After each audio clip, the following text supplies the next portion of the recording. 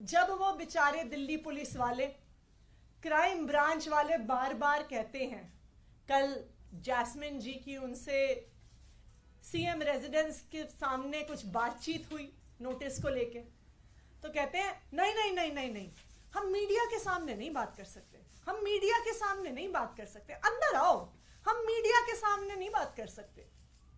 तो पूरे दिल्ली में, पूरे देश में क्या मैसेज जाता है? मैसेज जाता है कि दिल्ली पुलिस वाले डरपोक हैं, दिल्ली पुलिस वाले कायर हैं। ये कितने दुख की बात है कि दिल्ली पुलिस के जाबाज सिपाहियों की इमेज आज एक डरपोक इंसान, एक कायर की कर दी गई है, जो मीडिया के सामने बातचीत भी नहीं कर सकता। आप ये सोचिए कि दिल्ली के क्रिमिनल्स क्या सोचेंगे कि भाई इन दिल्ली पुलिस वालों से डरना जो दो चार कैमरामैन से डरते हैं। एनीवे, तो कल आए क्राइम ब्रांच वाले 3-4 घंटे की इस नौटंकी के बाद मुख्यमंत्री अरविंद केजरीवाल जी को एक नोटिस देके गए। आज सुबह भी मेरे घर आकर भी 2-3 घंटे की नौटंकी के बाद एक ये नोटिस देके गए। अब ये नोटिस भी मजेदार है।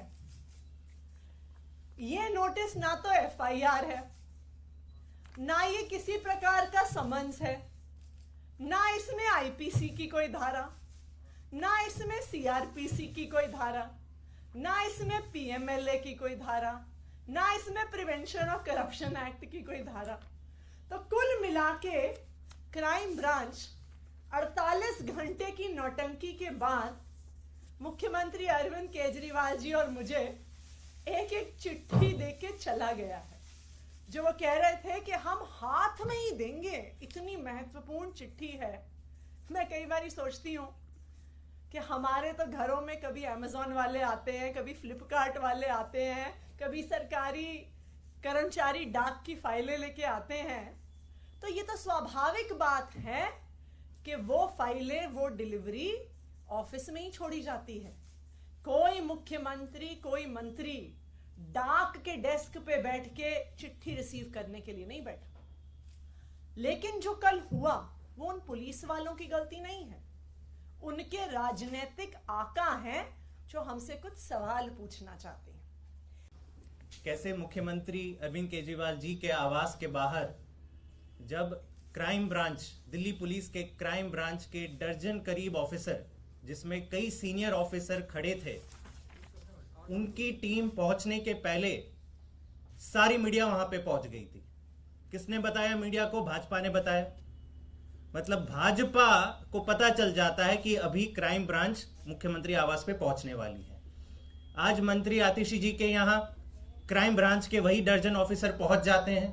उससे पहले 2 दर्जन मीडिया वाले पहुंच जाते हैं। और फिर वहां पर 5 घंटे, कल मुख्यमंत्री आवास के बाहर 5 घंटे ये क्राइम ऑफिसर अपना सारा काम काज छोड़कर केवल खड़े रहते हैं और कहते हैं नहीं जी, हमें तो मुख्यमंत्री जी से मिलना है। आप सब ने वो वीडियो देखा होगा जहां मैंने उनसे एक आम नागरिक के तौर पे सवाल पूछा कि किस धारा के तहत, बस इतना बता दीजिए, किस धारा के तहत आप ये नोटिस मुख्यमंत्री जी को पर्सनली हाथ में सौंपना चाहते थे। क्या कहा उन्होंने? नहीं जी, नहीं जी, मीडिया के सामने नहीं कहूंगा, आ जाइए अंदर, आ जाइए अंदर, बात करते हैं। इतना डर, इतना खौफ।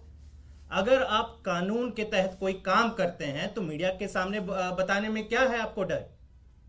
सवाल का जवाब नहीं दिया। अंत पंत में 5 घंटे की नौटंकी के बाद वही नोटिस सीएम दफ्तर के बाहर देके चले गए। लेकिन दिल्ली पुलिस के क्राइम ब्रांच क्या करती है? बीजेपी के मुख्यालय से कॉल नहीं आया, दर्जन ऑफिसर भेज दो मुख्यमंत्री के घर पर, 5 घंटे उनको खड़े रहने दो, मीडिया के सामने नौटंकी करेंगे, भंगड़ा करेंगे कि आओ हमें शूट करो, हम यहां पे खड़े हैं। और नोटिस का आधार क्या है? जैसे आतिशी जी ने कहा, ना कोई आईपीसी की धारा मेंशन्ड है, ना सीआरपीसी, ना कोई समन्स, ना एफआईआर। एक कोरे कागज पे एक नोटिस या खत लिखकर कह रहे हैं कि नहीं, हमें तो मिलना है। तो क्या मुख्यमंत्री और मंत्री दिल्ली सरकार के सारे अपना कामकाज छोड़ दें, केवल और केवल डाकिया का काम करें कि अपने घर के बाहर खड़े रहे कि आइए, दिन भर आइए, जो भी खत लेंगे हम आपको पर्सनली सौंपेंगे?